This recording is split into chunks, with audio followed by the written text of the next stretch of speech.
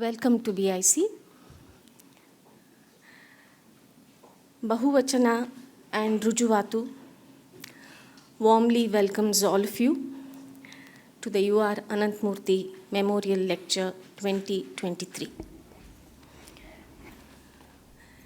In 2014, when UR Ananthamurthy passed away, Professor Shiv Vishwanathan, in his tribute essay, wrote, "Often I feel angry with death and the gods. They take away the best in a way that leaves me inconsolable. I feel helpless, not just because of the pain of missing them, but because my world shrinks. My map of friendship collapses into empty outlines." Professor Shiv articulated many of our feelings.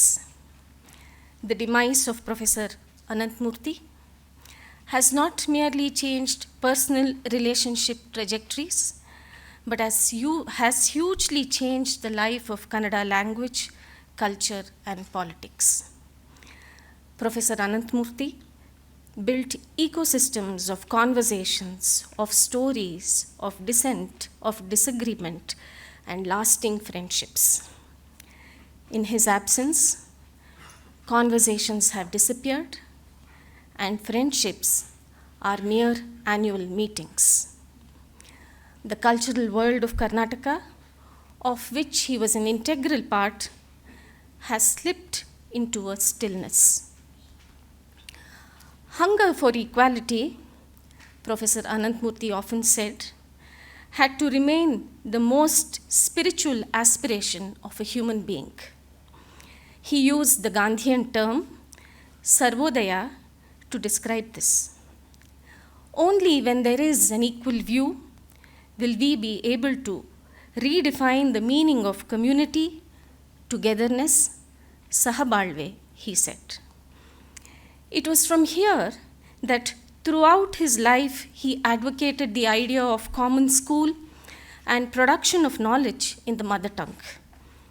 It was these ideas of equality that took him close to Gandhi, Ramana, and Narayan Guru. Who would be better to articulate these ideas of equality and justice than Aruna Roy?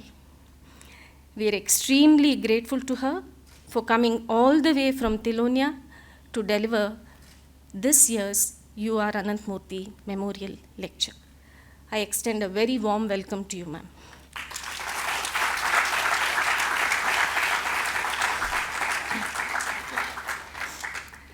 Former civil servant, social activist, and founder of the Mazdoor Kisan Shakti Sanghatan, MKSS, Aruna Roy's work and leadership led to the enactment of the Right to Information Act, RTI 2005, a landmark act that empowers citizens to demand transparency and accountability from government institutions. Over the last 5 decades, Aruna Roy has been at the forefront of several other people-led movements as well, including the Right to Work campaign, which led to the institution of Manrega, and the Right to Food movement. In 2000, she received the Magsaysay Award for Community Leadership.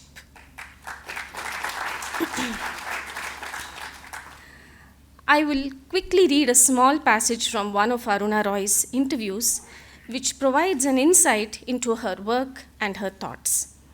She says, "When you work with people, there are 3 kinds of work: Seva, Nirman, and Sangharsh. Seva is welfare or service, providing food to those who are starving or caring for those who are ill. Nirman is development, running schools or a women's skill program. MKS's work falls squarely in the 3rd area of Sangharsh or struggle. It's almost always political work in the broadest definition, that of asking for constitutional rights within the framework of democratic participation. All 3 ways of working are necessary to build a healthy society.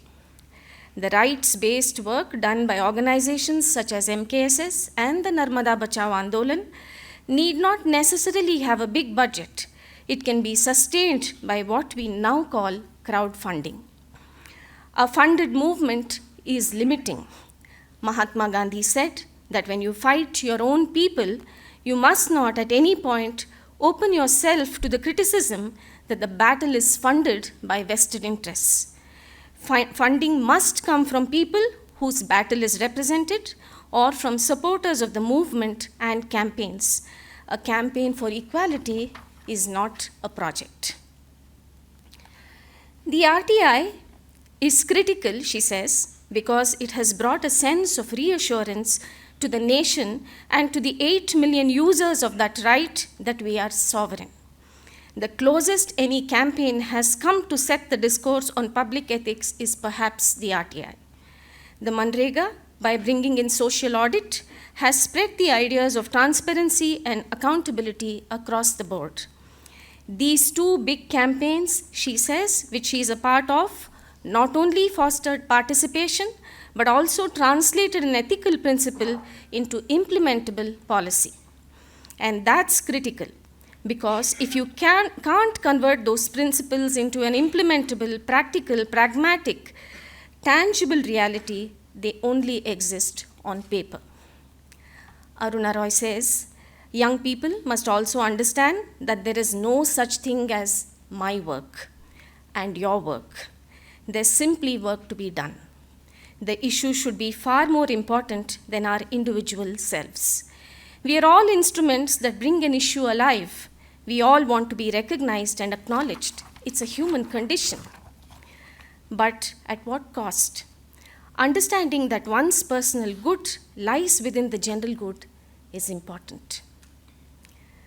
Ideally, Professor Ananthamurthy would have liked to sit in this auditorium today listening to you, ma'am. I remember his immense regard for the work that Medha Patkar and you have been doing. Thanks to you once again for coming.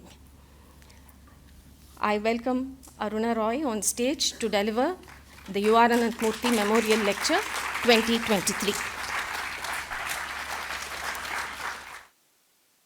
I feel extremely honored to be with you all here today.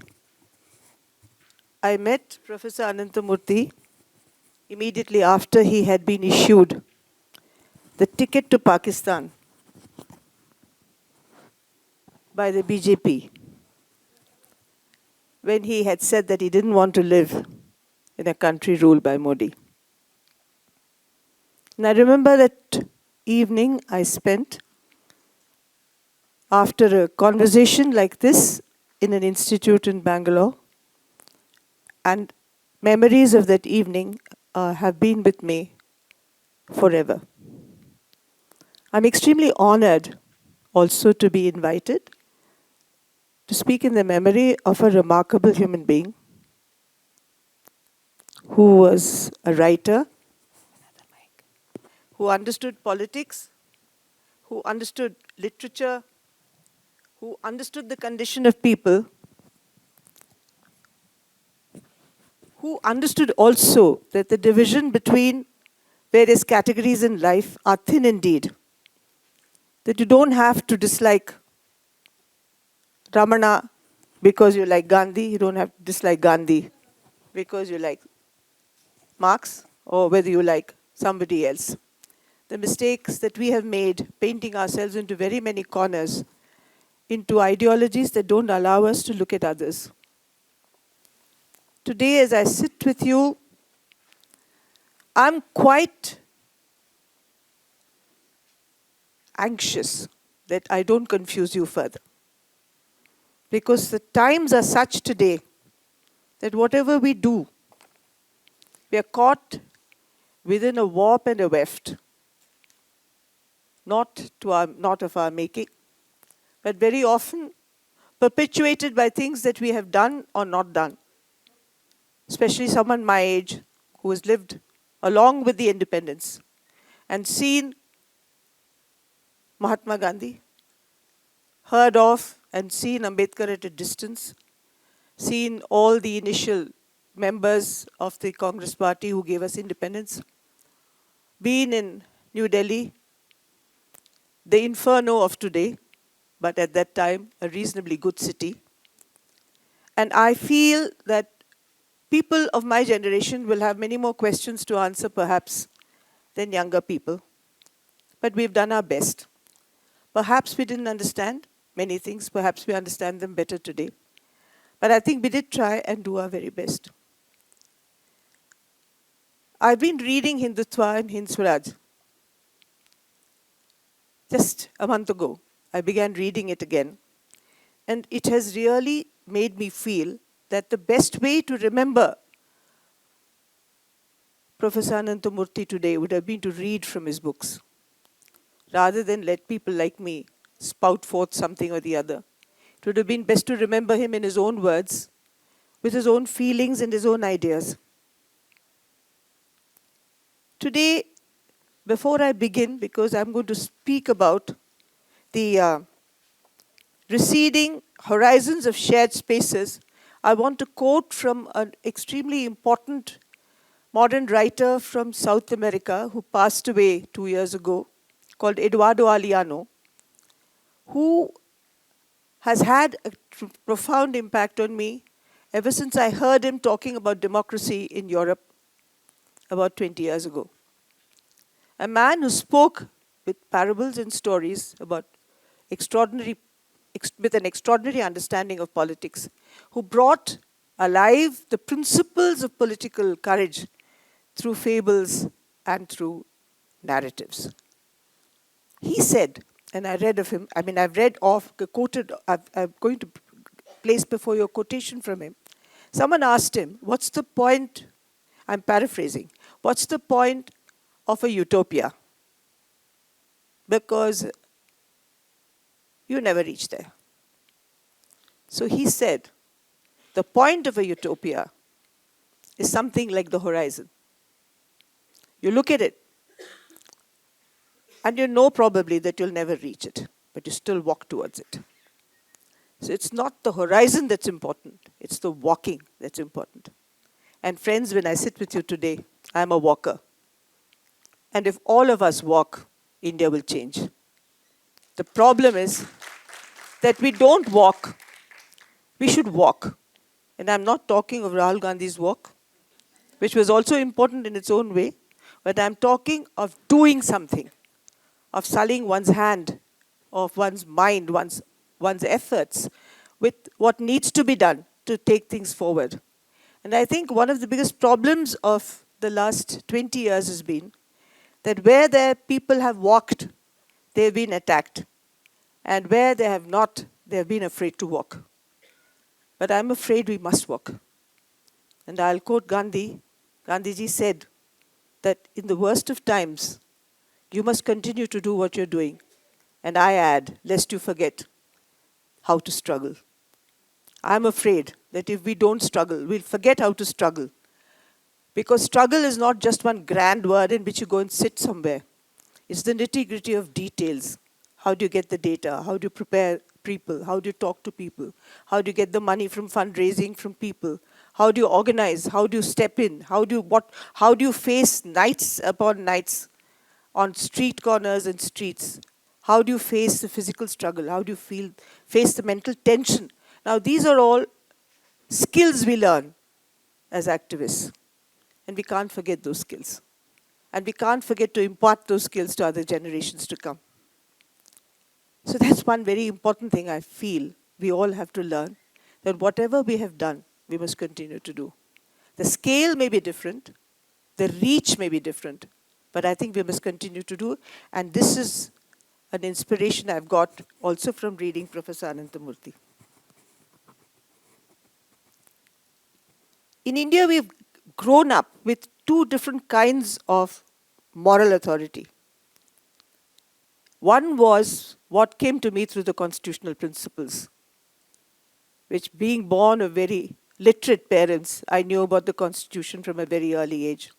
So I grew up with the knowledge of how important the Constitution was in taking India to its post-freedom era. My father always said that Gandhi was important to get us independence, but without Dr. Ambedkar, there would have been no modern India. There would have been no structure through which we could have fought for equality, liberty, fraternity, the dignity of the individual, the preamble to the Constitution, which is for me my most important prayer today. Without Ambedkar, we couldn't have gone ahead. So for all of us, there are questions, and as I go on, I'll try and summarize those questions because we don't have a great deal of time. But on the other side, we lived with superstition, we lived with witchcraft, we lived with people being killed, we lived with dowries, we lived with marriage advertisements in the Hindustan Times. We lived with many other evils. And none of us really strongly questioned them. The women's movement did up to a point, but not beyond that. We never questioned the stranglehold that traditional culture had on many people, and we did not try to understand our own predicament of switching from one to the other, not fully understanding, not fully accepting, not fully in consonance with, but still part of many traditions that have run this country. We have allowed ourselves to be painted into a corner. And this position we must resist now. We are not painted into a corner, we walked out. We are free. We can go anywhere, we can question anything, we can speak about anything. Maybe we'll have to temper our language a bit, but you can talk, and we must talk. The other issue that concerned the MKSS and concerns all of us today is how do you deal with power? In Hind Swaraj and Hindutva, Professor Ananthamurthy compares Savarkar and Gandhi and talks about Savarkar's desire for nationhood, for power, for statehood, for wielding power. Gandhi being inward-looking, dealing with morality, which dealt with himself. But I'm afraid we need Gandhi, but we don't need Savarkar. But we have to learn how to deal with that power. And Dr. Ambedkar gave us the Constitution and gave us lessons in how to deal with that power, and we haven't learned them. So today I feel there's still no time lost. People in Karnataka are very depressed. I've spoke to a few friends outside. But we sitting in Rajasthan are so happy about Karnataka because in Karnataka, BJP lost. So we are very happy that at least at one level today, there is an expression of some kind of democratic resistance, even though it be the poll and nothing more than a vote. But still, Karnataka has space to breathe today. I remember when Rajasthan, the Congress won 5 years ago, people came from Delhi, they said, we've just come to inhale some oxygen because we can speak. And however the Rajasthan government was, it dialogued with us, it engaged with us, it gave us platforms to speak. We protested against them along with all our engagements. We fought against them on various issues. We demanded all that concurrently went on. This is not ideal, it's not paradise. But at least it is a kind of democracy we are used to, where you can protest and you can engage with power to demand what is your due. We all thought that the idea of India would not change. You know, that there is some vague idea. I mean, if we've been being a very pluralistic people and with so many different opinions and languages and cultures and traditions. But on one issue, we all agreed that there was a vague India, a vague idea of India or an imagination of India we all agreed with. I remember there used to be a joke when I was about my 20s about how somebody in Europe wanted to know whether all Indians had beards and turbans. And then another European said, no, they're all dark and they only wear white, loincloths. So Indians cannot be described. Indians were beyond description in that sense. Our clothing, our food, our attire, our beliefs, our faiths were pluralistic. This was given. We never questioned that would be taken away. What came as a shock, I think has come as a shock and continues to frighten some of us is the fact that it has happened. After Gujarat, and I was there in Gujarat, Tista had set up an inquiry committee into the Gujarat genocide. And I was there and we had many justices who were members of that. And in that committee, that committee's report was presented to government. And when I came away from Gujarat with I was never so sick in my mind as I was after Gujarat, as I was then. It was terrible those days. And I thought, it's possible in Gujarat, but it can't happen in India. We're just too plural. We have just too many different contexts. We have very different people. We have too many ideas. We belong to too many different traditions. It can't happen in India. But that seemed to have worked somehow. And that mix is something that is confusing us, frightening us, and making us come together to sit today to talk about what we could do to go ahead, to bring back, however confused and however mixed up the Indian was, to bring back that Indian who accepted plurality, difference, dissent, and gave space to the argumentative Indian in the train, in the bus, in the chai dukan, who could tell you off, who could tell you that he didn't like or liked, and there was no fear. What has happened is that this monocultural nationalism is completely antithetic to all of us.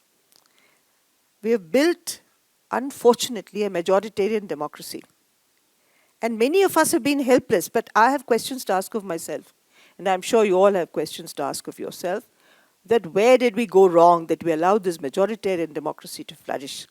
And we didn't come strongly enough into that framework to resist, to desist, to confront, and to change it. We looked for a social democracy, but the social democracy hasn't happened. And the only part of India that raised issues of social democracy vociferously were the few governments where there was a left party, and be that as it may, it has also questions to answer.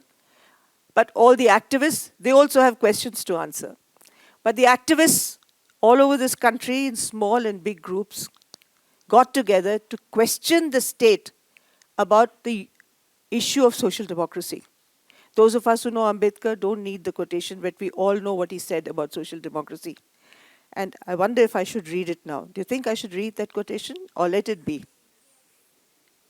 Okay, then I'll read that quotation, but while I'm reading it, I want to say that we have fought majoritarian positions on very many issues. We fought against issues of economics, issues of social justice. We've done so many things. But somehow,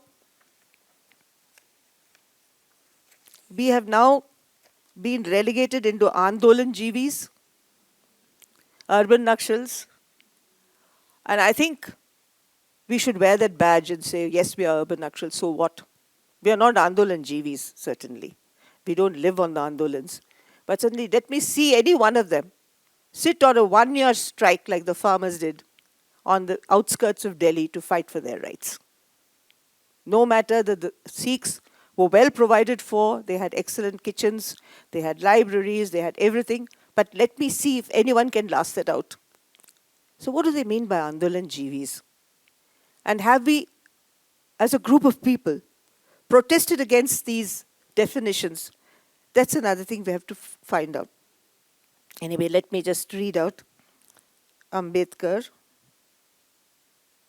Not all of him, but some of him I'll read out because it's a long quotation. He says we should not be content with mere political democracy. And I think we were all, up to some point, content with political democracy. He said we must make our political democracy a social democracy.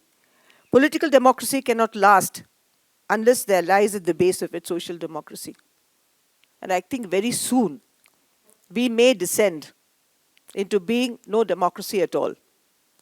And how many of us have resisted, spoken out, or written or talked consistently about it? So to recognize liberty, equality, and fraternity as the principles of life, that they form a union of trinity, in the sense that divorce one from the other is to defeat the very purpose of democracy. Liberty cannot be divorced from equality. Equality cannot be divorced from liberty, nor can liberty and equality be divorced from fraternity.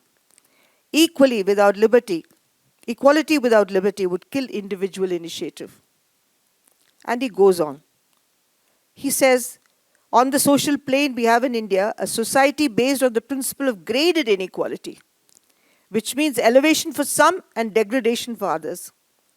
On the economic plane, we have a society in which there are some who have immense wealth as against many who live in abject poverty. None of us have raised our voices, or not enough. I'm not talking about people sitting here, but those outside who have no thought about it. We have not raised it strong enough and loud enough so that those activists who raise these issues for Dalits, for tribals, for Adivasis are now in jail. What did they demand? I'm sorry to use Hindi, but it's roti, kapda and makan. Simple things that in spite of so many years of independence we hadn't got.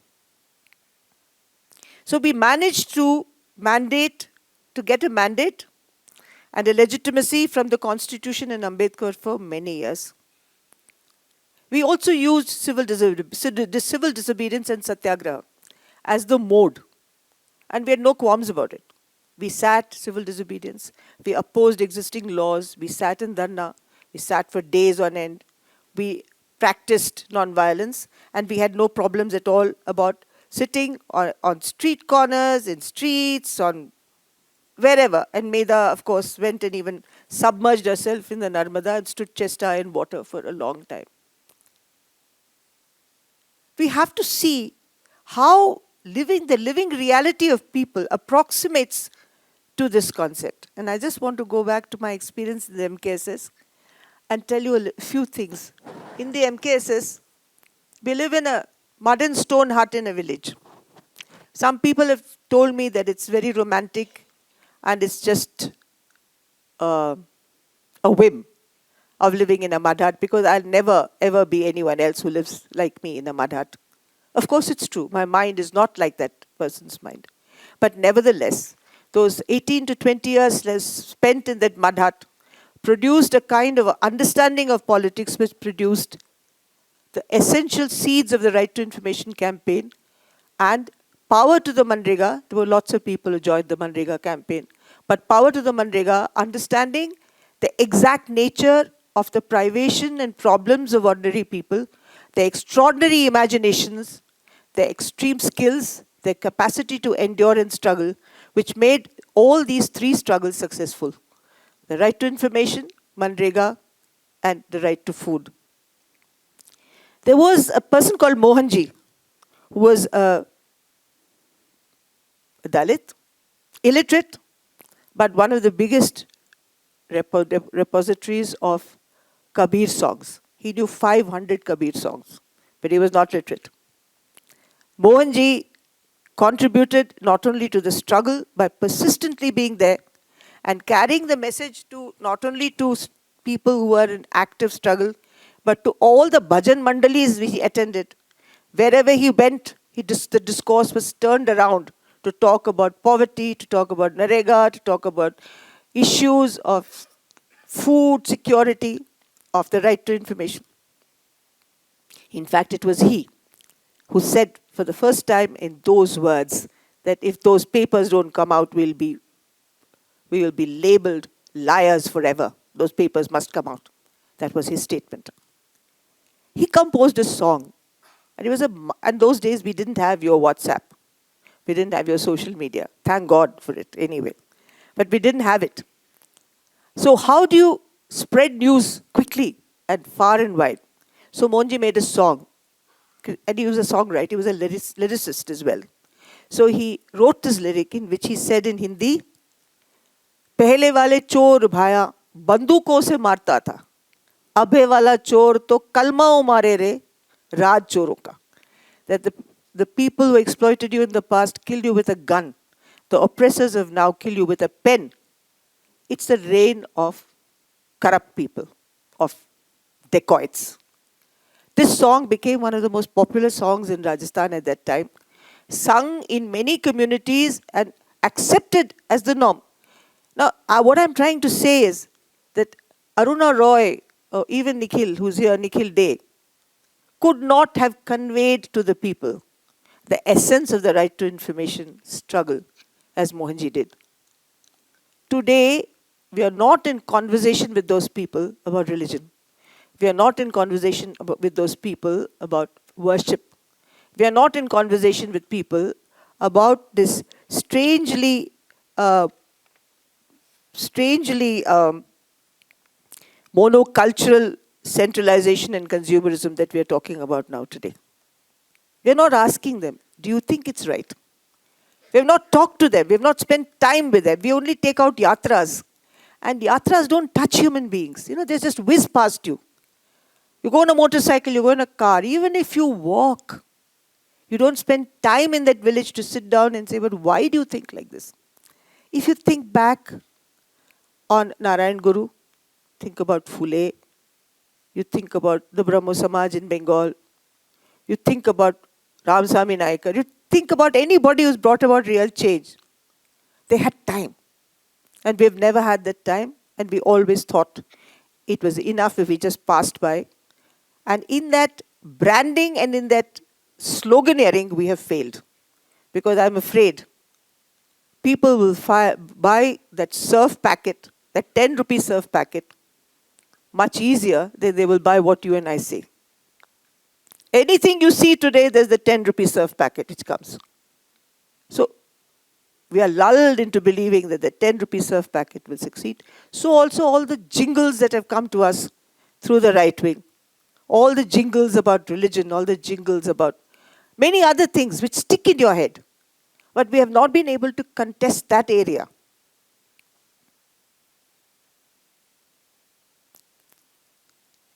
But people like Mohanji and many others still continue to challenge this capitalist society in many ways, but we don't see them. We don't feel that they exist. And one of the biggest mistakes in India is that we don't mobilize them into a unit of people who will contest politically what's happening today.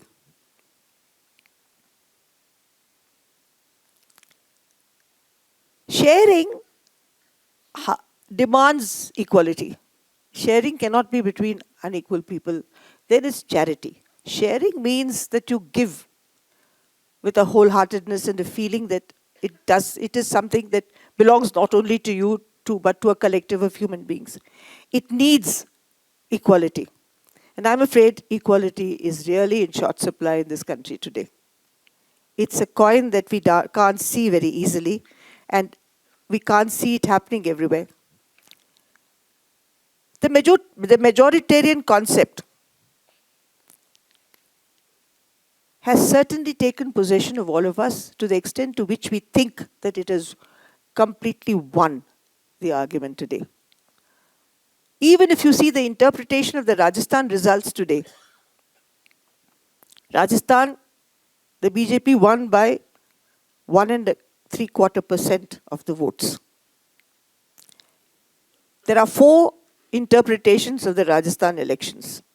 One from the village itself, where the polling booth will tell you why a particular individual got more votes. Then you come a little further down below, up, and then or down below or up, and then you have this little unit called the block that will tell you what happened there. Then you'll have an interpretation from the district and people who sit and do nothing but talk about it. And you'll have another opinion at the state level and a 5th opinion at the central level, and many interpretations in terms of politics. If you see the nature of voting, the voting is not only because of religious biases, but it's also because of caste. And a feudal system we have inherited and continue to nurture without real questioning. We don't really question caste and feudalism through logic, rationality, and discussion in most of India. So they would say to me, no, you see that part of Rajasthan, Eastern Rajasthan was, they voted according to dharma, religion. But Western Rajasthan voted according to religion. But Eastern Rajasthan didn't. We don't care about religion. We voted by caste. Now, for you and me, it would make no difference whether it's a caste vote or a religious vote. But politically, it means a great deal of difference. So I think what we need to do also is to look at the details which we haven't seen. And always we get into strange feelings of depression, without understanding that the Indian polity is as complex and as culturally different as all the other cultural things that we take for granted. So voting patterns are also decided. I don't know enough about Karnataka, but I definitely know that there is a problem with two major groups, the Lingayats and the others. And therefore, your vote pattern may not necessarily only be decided by what the BJP and the Congress says, but by other considerations which are particular to your state. So how do we fight when a Dalit who benefits from the Constitution and a Dalit who has benefited from the Constitution in some ways is not educated about the Constitution either by his own community, his own political group, or by people like us, and is not willing to commit today when we say the Constitution is going to be changed, and therefore you must fight this battle and you can't vote a party which is framing a different Constitution. What would we say about us? What would we say about them? In this entire debate about constitutional validity and this dream of India, idea of India, repeatedly you would have seen on the YouTube, so many of us saying that the idea of India is the Constitution and the preamble is our prayer. But it's for us. But when you look at the people who have actually benefited from it, the relationship between what they've got today and the constitutional article in the Constitution which has given them that benefit is not even remotely connected. How do you connect that particular aspect of the benefit that that Dalit or that woman or that marginal group or the OBC has got to what has been said in the Constitution is a big challenge which we didn't take. In the last 10 years, maybe even 15 years, it has become an obsession with social activists. It's become now an obsession with state governments because we have the government of Kerala taking out marches on the Constitution. I don't know what they've called it. Some of you may know. And the government of Karnataka is now also planning to take out yatras on the Constitution into the villages of Karnataka. The government of Rajasthan built what they called Samvidhan Kendras, centers from which the Constitution would be taught and people would understand about the Constitution. Many of us felt that their attack on the Constitution is to actually totally destroy the concept of secular India. But people who benefited from this Constitution would have had another stake in that Constitution, and we don't have the same stake when we want anything, we fight for struggles for everything that the Right to Information campaign taught us was that everyone comes for the same purpose, but they understand the importance of that particular legal entitlement in many interpretations of what they will all benefit from.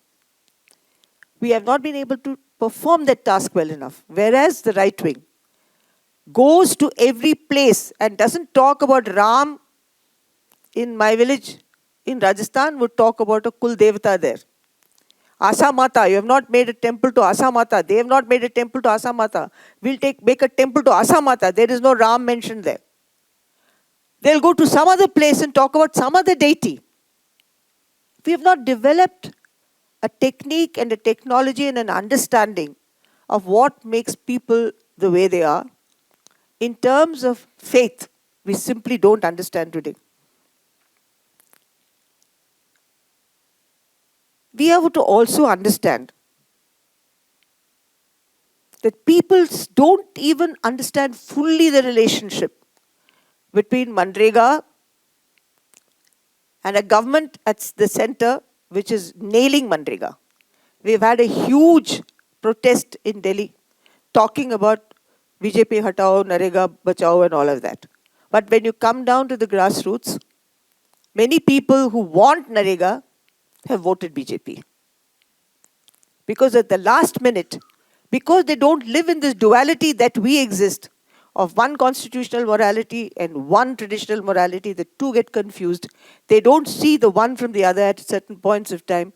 They have voted BJP. And now many of them in Rajasthan face a problem because Manrega is shrinking. The Congress is gone, the Manrega is shrinking. And they still don't know, and they don't know how to address the problem today. There's one I'm going to skip because I find I'm taking too much time. There are also issues on which the middle class has a lot to answer. And I include myself. Please don't think I'm excluding myself.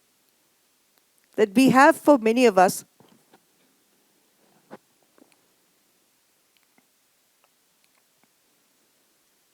we have a politics of convenience and comfort. And that politics of convenience and comfort has pushed us into not taking our own logic to the ultimate end. There is a logic to even what we do, what we want. But we don't take it to its logical end because we are compromised heavily because of our dependence on technology, our dependence on so many other benefits we get from the state. We are compromised. And today, this language of convenience and comfort, the want of convenience and comfort is taken over. I'll just mention one issue on which MKSS had a lot of worries and trouble, which it shared with the working class people, which was the Aadhaar card. And the Aadhaar card is supposed to have been magic for everybody. The ATM card is a magic for everybody. But many people have been swindled by the ATM card at local levels, I know.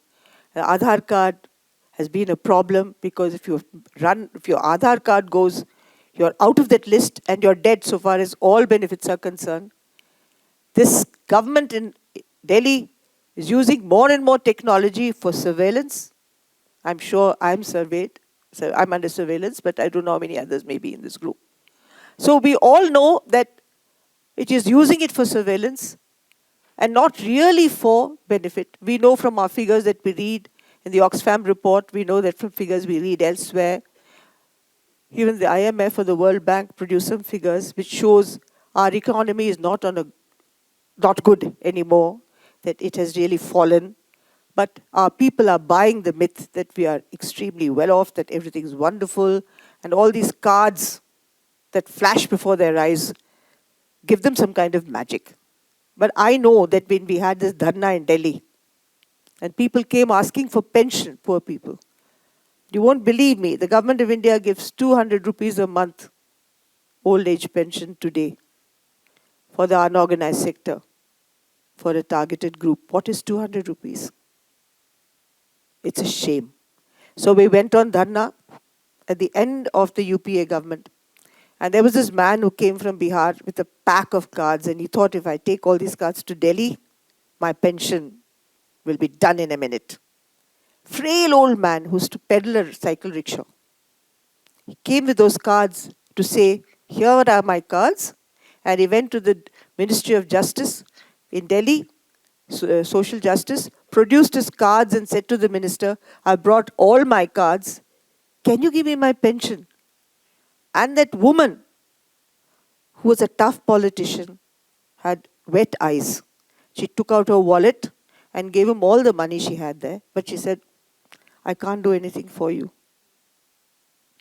So unless we get social justice, unless we have social development, unless we have welfare schemes, unless we have all these, the people we want to fight to get India into a better place are not going to be able to. So I think we have to see the battles we have of these fading horizons, not merely in terms of our articulation, our freedom of expression, but the freedom of expression of that common person who can't get daily bread, can't get the rations. We have to evolve a polity which will bring it all together and link it together, and all the old philosophies, political philosophies that did, will have to be revived. A new language and idiom will have to be given, and I'm sure we can change India rather quickly, much more quickly than we all think we can. Democratic engagement with power has to be unpacked. Who is my MLA? How many of us go and tell our MLAs off? Have you ever met that MLA? How many of us have met our MLAs? Have you gone to that man's house or that woman's house and told her or him, you represent me in the assembly, this is my problem. What have you done about it? It's a democratic system. We believe that people will be elected to power. We believe that an assembly will sit and decide on policy and legislation. How many of us have done it? Has anyone here gone to the MLA? You have? Good. We have to go and use these systems. We have to go to the MP and sit outside the MP's house and want to know if it's a BJP MP, what was happening in the Lok Sabha that you threw out 143 people that day. And how can you pass 3 laws in my name when I don't agree that you should pass a new set of criminal laws without public debate? How could you do it? We haven't asked. So whatever powers we have, we are not using it. And the system that sits there is a system that's going to beat us and kill us in the end. And we have the power of sovereignty in that vote that we cast. I think we also have taken a lopsided view of public action. So public action also has to change the way it behaves and the way it accosts power. Very quickly, because I've taken quite a lot of time, I'm going to tell you briefly about how Rajasthan has taken cognizance of the possibilities of using our vote and our mandate to get things done. We had the old experience of getting these rights-based laws passed in Delhi. In 2005, we got the Right to Information Law passed. We got the MGNREGA passed. Lots of campaigns in India got together and fought for that collective space to engage with power, to make power do what it promised us. So speak truth to power, if you like. Make truth accountable, power accountable, if you like. We have to do it. We've got to spend time. So if that had not happened, there would have been no Right to Information Law. Our campaigns were excellent. People participated in it. But we had to draw everyone into that discussion and debate. And we had to accost power. We had to confront power. Even today, you'll tell me it's difficult. But it has to be done. We have to take them where they are most vulnerable. We have to break them up into individuals. We can't face the Lok Sabha, we face our MPs. We face people whom we can, our MLAs.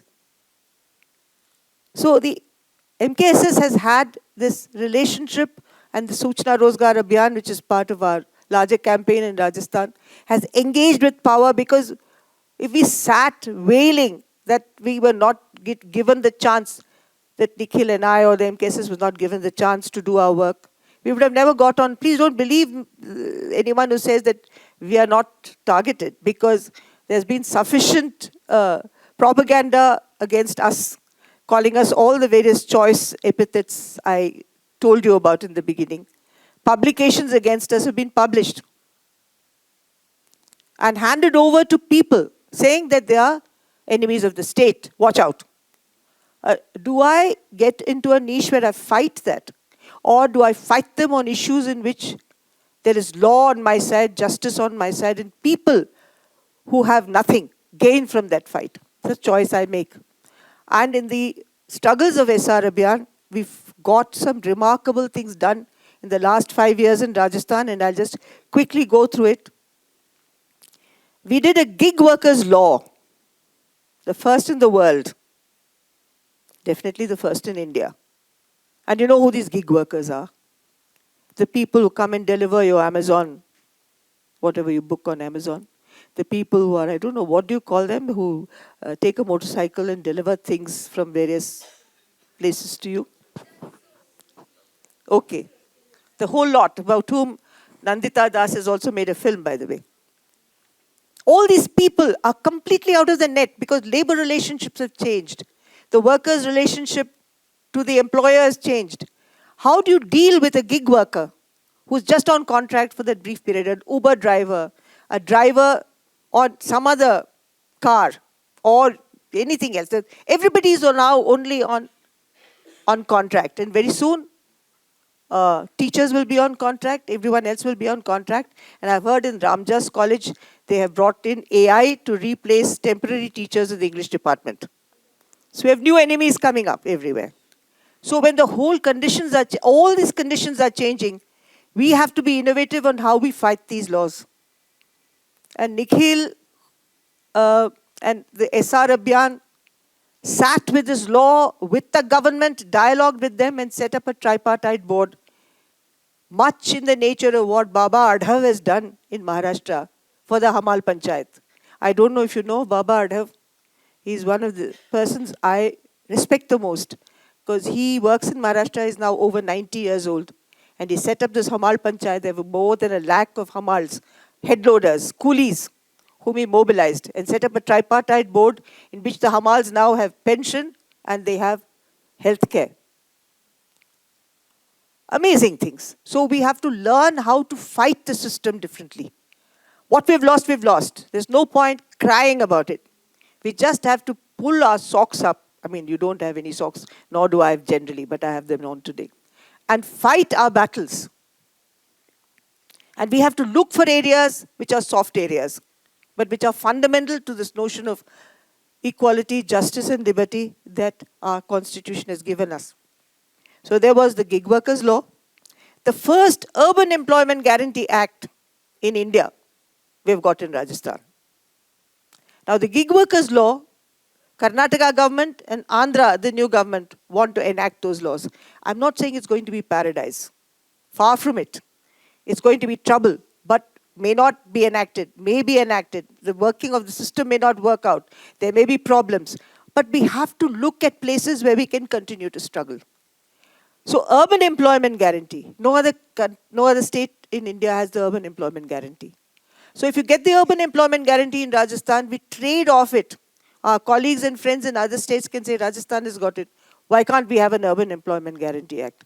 So there's NREGA is a rural employment guarantee act. You have an urban employment guarantee act. Look at the numbers of people who are unemployed in cities. We have India's first social security pension law in Rajasthan. I don't know how many of you see coolies and old women on the streets. I feel extremely sad when I see them. A woman of my age has to lift earth, stones. How the hell can she? And there's no pension for her. And the pension, if Government of India gives it 200 rupees, I don't know how much Karnataka government gives. So the first social security pension law has been passed with an inbuilt escalation for inflation every year. So there are 1,000 rupees a month plus roughly about, 150 rupees or so every year, which goes up. They also passed India's first right to health law. All this we were doing when Modi was reigning in Delhi. I just wanted to go through this because one has to look for opportunities to do something. And we have to walk. As I said, we have to walk. We can't say, oh, that door is closed, this door is closed, I'm going to sit back and have a gala time, or I'm going to cry. Neither of them is possible. You can neither cry nor laugh. You're just in pain. So the best thing to do is to take opportunities as they come. We also have worked on budgetary provisions and rights for Dalits and Adivasis. It seems just 5 things, but it's taken the juice out of our campaigns. You have to collect data, you have to struggle. We've sat on dharnas. While we've been negotiating with government, we've also sat in dharna in Jaipur, month after month to see that. But we failed to get the most important act through, which was the accountability law. Because what has happened with the right to information law, you all know. Despite the fact that 80 lakh Indians use it every year, we've lost more than 100 odd activists. They've been killed. And we also know, all of us maybe, that information comes out, but there's no action on that information. Whom do you hold responsible? You know that people are guilty. You know that things are going wrong, but there is no action about that. So we wanted an accountability law. I'm afraid we failed to get that accountability law. And the accountability law was also collectively framed. And I'm going back to my young Dalit friends in a district called Bhilwara in Rajasthan, who said very clearly that the right to information law by of itself will not give us justice. We have to have, they framed it, they said, jankari, information, karwai, implementation, bhagidari, participation, suraksha, protection, and janta ka manch. Whereas we don't want a sarkari manch. We don't want a government platform. We need a people's platform where we can speak and make ourselves heard. So that's an important issue that we have to go to people. I'll very quickly go through some other issues which I think are important. And one I'm going to speak about, since I am speaking in memory of Professor Ananthamurthy, about language. Our language, and I'm not talking about just Tamil, Kannada, Malayalam, Hindi, Rajasthani. I'm talking about the unpacking of concepts. You just sit down and you say, oh, you know, Dr. Ambedkar said this. They don't know who Dr. Ambedkar is. They know the name, but they have nothing else, no clue. You say Constituent Assembly, they don't know anything about the Constituent Assembly. You say, I mean, it goes on and on and on and on. Every single concept has to be unpacked. Our whole country has gone through a literacy program, but it has not been educated. Schools have brought in huge numbers of people with degrees, but they don't have the educational content to really work this democracy, and that's why today they are being manipulated. So how are we going to set about simple tasks of just making these concepts clear? You know, I went once long ago to Denmark, and they had something called folk schools. They set up these folk schools immediately after they got democracy to educate their people about how to work this democracy. I think we failed to educate people about how to work this democracy for them, for themselves. But where they have to understand collective bargaining, they also have to understand how to use the laws that exist to get there. And I think all of us in this room can do something about it. Whatever it is that there is lacking in people in and around our homes and our places of work. If at all we want people to come together, we have to contest the methods of communication. And I'm just jumping because I think I've taken too much time and I have to finish soon. And if you want, you have to look at the communication technology that we have today. We're all upset with WhatsApp universities. We're all upset with the vice chancellors of most universities being plants. We're upset with lecturers being removed, a certain ideological position coming in. We'll have to find ways of countering this. We'll have to build those folk cultures that we have, which are rich in nuanced thought, in singing, in folk storytelling, in creating so many wonderful things which now only sell as handicraft, but behind which each one of them is political philosophy. We have to bring them all together, not just to sell handicrafts, for which I was here 2 years ago with a group of friends from Rajasthan, but to really talk about folk culture. And again, Eduardo Galeano has another poem called Nobodies. I won't read it out to you now, I have no time, but please read it if you have time, and you will know that the poor have no art but craft, he says. It's true. But behind that craft is a political ideology. Behind the music, there's a political ideology. And we have to revive these forms. To fight Bollywood, which at one time produced political films which talked about the poor man and the anti-hero, today talks about killing, and I won't go through the various titles, where they glorify separateness, they glorify the other, they glorify the whole lot of things that we don't like. How do we counter it? We have to counter it with much of culture that exists, and that culture has to be promoted and developed. I'm sure that you've heard T.M. Krishna with his Karnataka group singing. I don't know how many have heard him singing. And then in Rajasthan, we have these Langas and Manganihars who sing Sufi songs and who are fated all over the world. They go to Queen Elizabeth Hall, they've been to the Bolshoi, they've been to Wigmore Hall, they've been to Tokyo, they've been to France, they've been everywhere. When they come back, they go back to their huts. So we persuaded the government of Rajasthan that they should become part of Narega. that while others go and dig earth, get this whole wonderful group of musicians to go and teach that music in schools or hold concerts in their areas.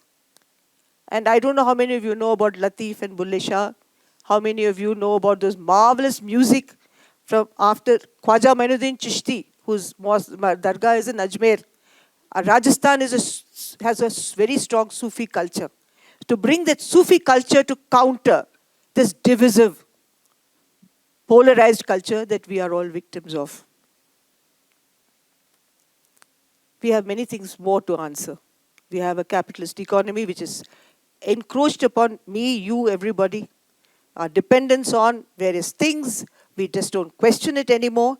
And the unfortunate thing is that the cultural divisiveness between religions, this polarization and this kind of hatred that has come to be, also plays upon advertisements. It plays upon various things that are sold to you and me. We never question it. We take it. And then, of course, women's groups know this very well.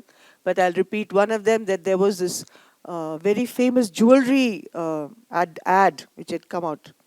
Tata's has a jewelry, Tanishq.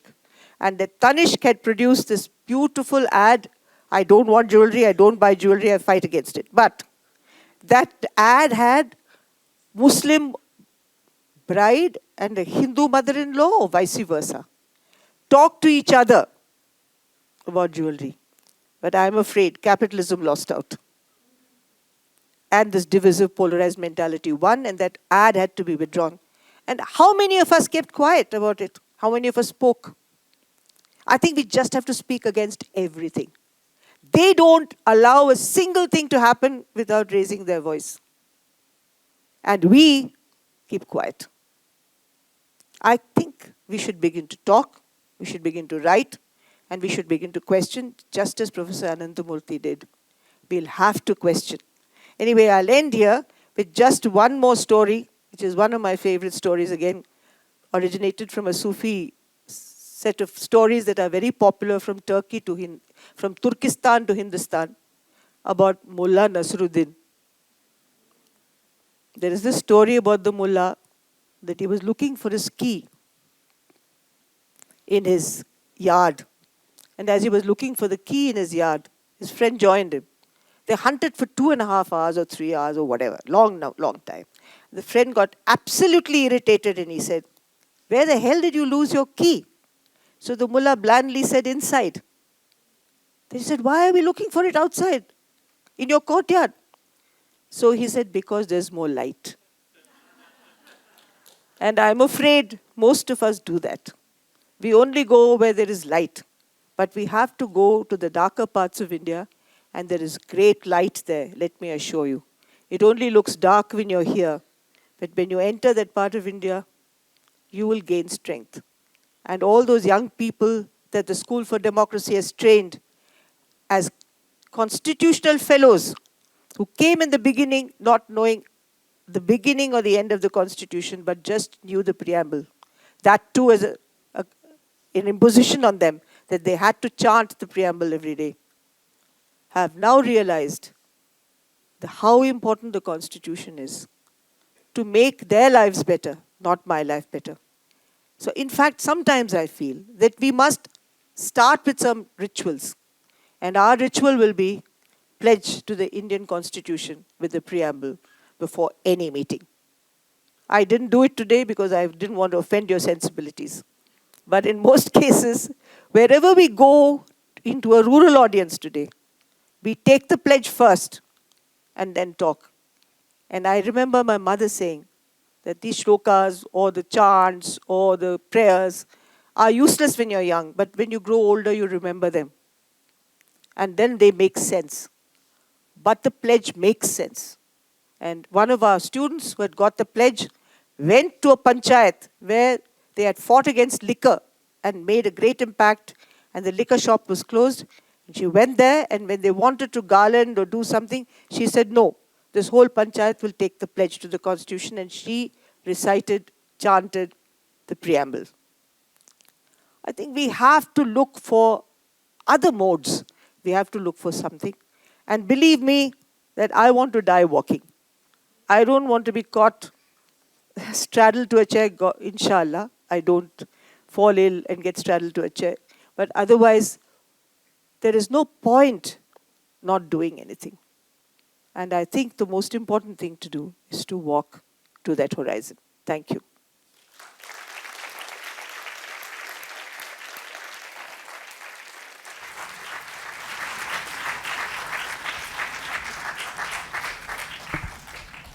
We have about 10 minutes for questions.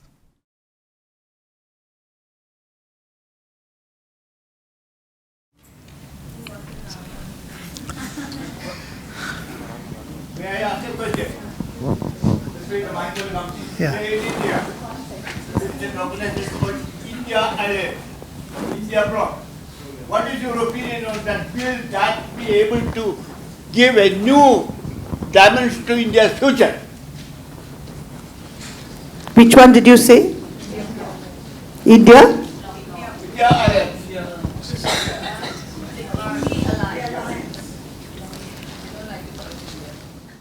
You know, the thing is, I'm not an astrologer. I'm as good or as bad as you are. But I think there is definitely a need to try. I would much rather they tried and failed than they didn't try at all. Given all the variables and all the possibilities of failure, I would still say they should try. They should try. Let's also cast our memories back. You and I belong to a generation that saw the emergency. How many of us thought that the emergency would end when it was on? Did we even ever think? And Indira Gandhi was a very strong woman. Did we even ever think that the emergency would be set aside? But it was. Who knows? One must hope. One must hope that better sense will prevail. One must hope that they will do better things. But we must, as I said, walk on. And they have to walk on. Hello. Thanks for a very encouraging talk. You spoke about congratulating the Karnataka people for voting and for a different party and all. But when we see Rajasthan, the way the Gehlot versus Pilot were fighting, and many of the old party leaders who defect or who write books harming the party are actually causing the problems to the party. Are they not? Don't they feel anything about the ideologies, or do they wish only to stick to the power all the time? Or at least elders in the party should make themselves what you are telling, what you spoke all this time, so that they should walk the talk. Actually, I promise you that I don't belong to the Congress party. I also don't belong to any other political party. But I certainly I'm a voter, and therefore I see which one will benefit me more at a particular point of time. If a political party is going to give me space to engage with me, not I say don't me, engage with us, engage with the people, listen to them, and make laws that are beneficial to them, I would rather that party than the other. But this party is as prone to all the ills of every single other political party that you and I know of. I am not a spokesperson for either Ashok Gehlot or for Sachin Pilot. And I think that they have to sort out their internal differences if they want to win elections. That is absolutely true. But that's not my mandate. My mandate is to make sure that whoever comes to power delivers, and delivers for us. That is the marginalized, the poor, Gandhi's last man or last person, Ambedkar's person who's the Dalit, who's in the village. All these people must benefit. That's the agenda for me. So, yes, they shouldn't have fought. Yes, many things shouldn't have happened. But I neither have the power nor the influence nor the capacity to change the relationship between them, surely. That you understand. I'm a very small area of operation, very limited concerns. Ma'am, there's a poem by Dinkar, it's titled is Parampara, and I'll quote 3 lines from there. परंपरा और क्रांति में संघर्ष चलने दो, आग लगी है तो सूखी डालों को जलने दो, लेकिन जो डालें हरी हैं उन पर तो तरस खाओ. तो समवेयर एक जिन सवालों की आप बात कर रही हैं वो पिछले जो एक ब्लेम है 70 सालों का, उसमें जिस तरीके का कहना चाहिए ओपिनियन मेकिंग क्लास जो बना, उसने वो हरे डालों के लिए भी बहुत डिसडेन शो किया है, और अब वो उसे वापस कहीं ना कहीं तलाश रहा है जो उसके नज़र में ही नहीं है. तो आपकी बातों में भी ऐसा लगा कि बार बार जो है वो मटेरियल थिंग्स के तरफ लौट जाती हैं, लेकिन जो आज का बड़ा सवाल है संस्कृति का, वो यानी बहुत सारी संस्कृतियों का, वो फिर से पीछे छूट जाता है. चलिए, I just answer him in Hindi. Is it all right? देखिए, मैं आपसे माफ़ी मांगती हूँ, वो बहुत बड़ा हिस्सा था मेरे बात का. समय ना रहने की वजह से मैं नहीं बोली. जो हमारी संस्कृति है, उस संस्कृति का परिभाषा ही नहीं है हमारे पास, क्योंकि क्या है संस्कृति वो ही नहीं समझ है. मगर जो हमारा जीवन है, वो जीवन प्रणाली ही संस्कृति है, और हमारे जो पूर्वजों के काम है, उसका ही जो कहानियाँ आजकल निकल रही हैं, वो सही नहीं है. उसको ही सुधारना भी एक काम है. आप उसको सुधारिए. वो केवल हरी डाली नहीं, वो जलते हुए आग में कुछ बच भी गया तो उसको भी निकाल दीजिए. मगर वो करना ही है, वो एक दूसरा काम है. तीसरा काम है, मैंने बहुत कामों के बारे में बात ही नहीं की. बहुत सारे चीज़ें करनी है. जो आपके सामने जो है, जिसके लिए काम करना है, उसके ऊपर काम करना ही है. I am sorry I didn't have the time to speak about cultural narratives and the way the narratives have changed so dramatically today that they're seen as facts. I just could only mention WhatsApp University. But WhatsApp University has made mockery of real history and brought in a kind of narrative that is shallow but which takes the imagination of people. But there's one thing that I would like to say, and I'm very glad you asked me this question, because the population of India, correct me if I'm wrong, there must be some statistician in this audience who can correct me. About 45% of India is under 21? Under 25? Under 25. Under 27.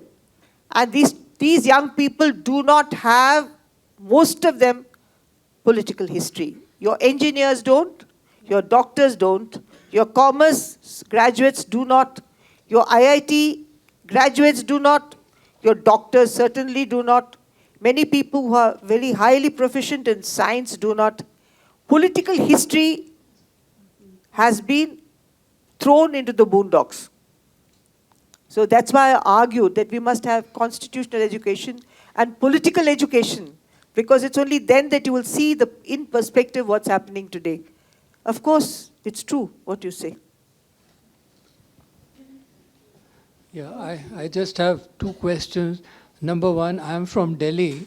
So, my class, educated people like myself, all voted for Kejriwal on the basis of accountability, anti-corruption and so on. So are you saying that and we all think that it's lack of cooperation between the center and the state. Do you think Kejriwal and his Aam Aadmi Party has lost track of what he was elected for? Number one. And number two, don't you think technology has lifted, has created a rising tide which is lifting all boats, including the poor? What is your opinion about it? Risen what?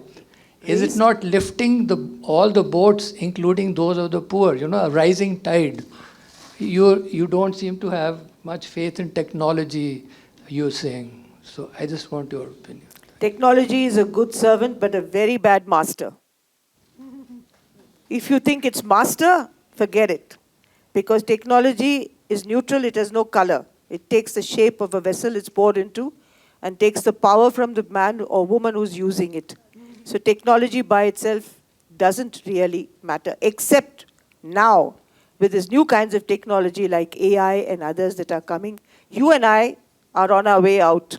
But for young children, they'll be redundant. That's why I mentioned that in Ramjas College, the English department, all those people who were temporarily posted in the English department have lost their jobs after 7 or 8 years in the jobs because they are now using AI or whatever it's called, the other variety of things that they do. So I want to ask you whether all this is there to promote mankind, or is humankind to be subjugated to a life of misery because of technology? I mean, there are many issues. I won't raise them. It's a complex issue. But about Kejriwal, I have nothing much to say because I don't live in Delhi and I have no idea about how the government runs in detail. So I can't say, but I certainly know that he has not done one very important thing which Rajasthan government has done, which I failed to mention, which is Section 4 of the RTI Act has been digitally put on board. 135 departments, complete information is in Jan Suchna portal in Rajasthan. You just have to click the mouse and you can see any information in real time. And Kejriwal has not done it, though he was the RTI chap. And Gehlot had nothing to do with the RTI. But still, we got that done, and Arvind has not really majorly championed the right to information in his tenure as chief minister. In Gujarat, 5 people jumped off a bridge. And I was Who's not allowed. speaking? Me. 5 people jumped off, 5 families jumped off that bridge. 5 consecutive Sundays, 5 families jumped off a bridge. So I know the dark areas that you're talking about when it comes to Gujarat. And I also know that, what I'm just curious to know is, should we now only think in terms of maybe choosing a lesser evil? Should we only choose? Lesser evil, since we can't find a utopia. I don't think, I think you have to break up everything. If you see it as one huge mass, then you can never, ever begin to understand, or if I do have to dismantle it. And that's the only way you can repair a car. When you see that only as a car all the time, you've got to open the bonnet, look into the bonnet, see what's wrong, and you repair that. So also with the body politic. You cannot get frightened because of some monolith there. You have to see the advantages of various governments which are opposing this kind of monolithical centralized governance. You have to look at various kinds of engagement. You have to look at many aspects that need to be done. And my generation is guilty because in many ways it didn't look at reality. It assumed many things which were not there. So one has to look at where our lapses have been. And I want to make a difference between literacy and education. We are all literate. But all of us need to be always more educated than we are. We are literate, yes. The education means what? Understanding, knowledge, so many things, and we are not fully, none of us is fully educated. And we have to seek out areas in which we need to be educated to fully strengthen our struggles against these things. And of course, one more issue which I wanted to talk about, which hasn't been raised, and therefore I've kept quiet, is about we have not understood faith and religion and what role it plays in people's lives. I work with very poor people, and 99.9% of them are religious and they have faith, but they don't want to kill anybody. What is it that makes them different from those people who have faith, but who want to destroy, who use hatred as a springboard for destruction? I haven't come to any great conclusion myself because I haven't found the time to sit and study the various nuances of what religion does. And since Mahatma Gandhi, who understood religion, we have not had a public discourse on religious secularism. And he was targeted because of that. So today we have to understand how religion and secularism coexist. What is the meaning of secularism? We are called secular, these are these fancy names that they've coined. Have we got a similar name for those people who are completely bogus, who are talking about all this? Are they religious people? What is the meaning of religion?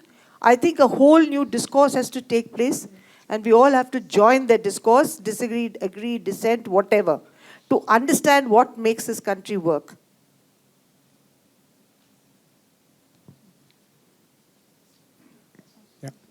Hi, ma'am. I'm Puneet Surana, part of the 45% youngsters in the country. So, because this is the final question, I'll take the liberty to ask a silly question. Please. And then a request to complete this talk with a pledge to the Constitution, if we can. I would love to witness that. Thank you. Yeah.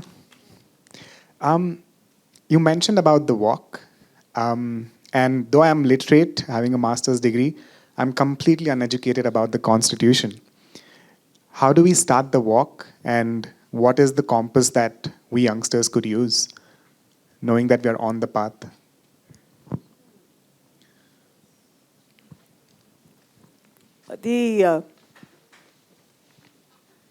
You have to do what is in front of you. Don't dream of something large and big. My friend Harsh Mandar does a course in the Indian Institute of Management in Ahmedabad on privilege and underprivilege. You just have to step out of the IIM Ahmedabad and go round next door to the slums, and you understand what is privilege and what is not privilege. So you don't have to go far and do something heroic. I never dreamt that there would be a right to information law, quite honestly.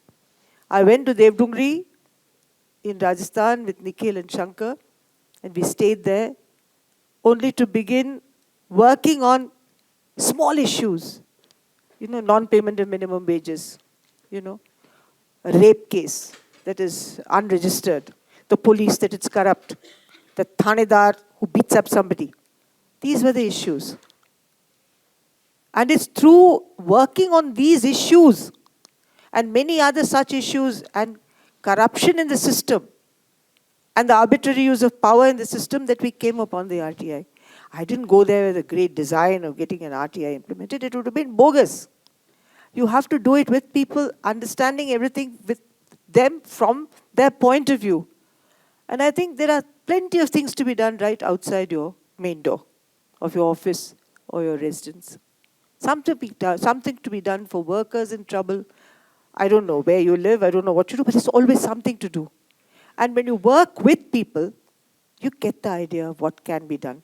If you live in Bangalore, I'm sure there's so many municipal issues that are a huge problem. Look at your roads, look at your ditches, look at so many things that are not done.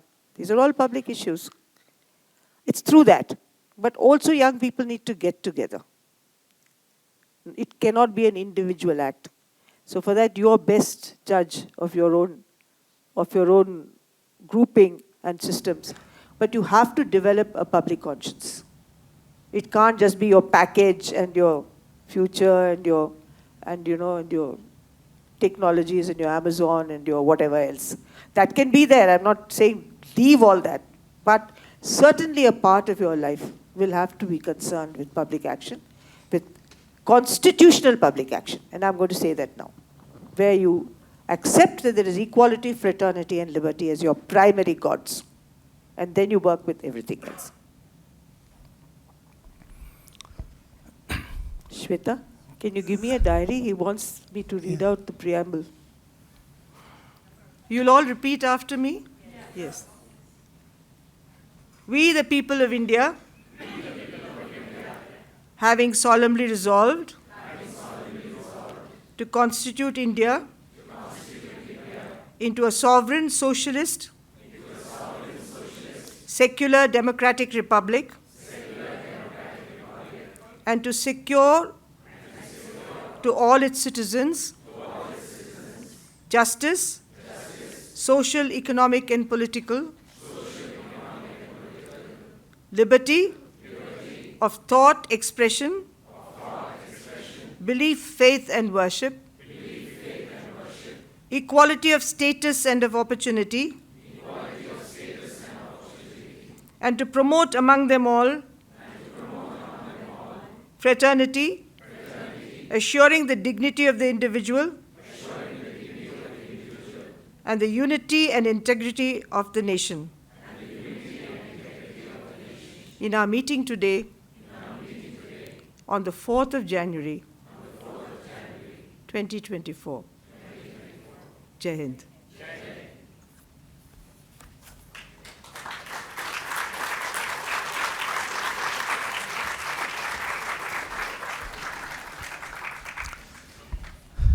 I would like to thank Aruna Roy for this wonderful and intense conversation. I would also like to thank BIC, who in collaboration with Bahuvachana and Rujvatu are responsible for holding this event today. I also thank team from BIC, many of them who have worked a lot to make things happen today. And finally, thank you all for being with us. Good night.